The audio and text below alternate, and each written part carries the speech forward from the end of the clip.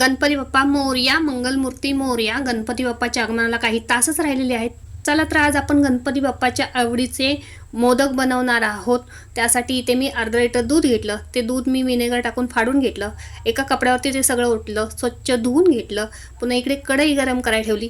1 cup paneer जे तयार झालेलं ते कढईमध्ये टाकलं. त्याच्यामध्ये अर्धा कप साखर टाकली आणि छान मिक्स करून घेतलं. पुन्हा अर्धा कप दूध टाकलं.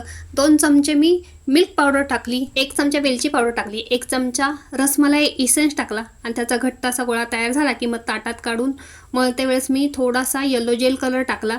छान त्याचा गोळा तयार करून घेतला. त्याच्यावरती मी पिस्त्याचे काप आणि गुलाबाच्या पाकळ्या टाकून घेतले. मोदकाचा मोल्ड घेऊन त्याच्यात हे सारण मी भरून घेतलं. जेवढं जादा सारण होईल तेवढं बाजूला काढलेलं आहे आणि छान असा रसमलाई मोदक आपला तयार झालेला आहे. कशी वाटली रेसिपी कमेंट करून नक्की सांगा. आवडली असेल तर शेअर आणि व्हिडिओला लाईक करायला विसरू नका आणि आता चॅनलला सबस्क्राईब नक्की करा.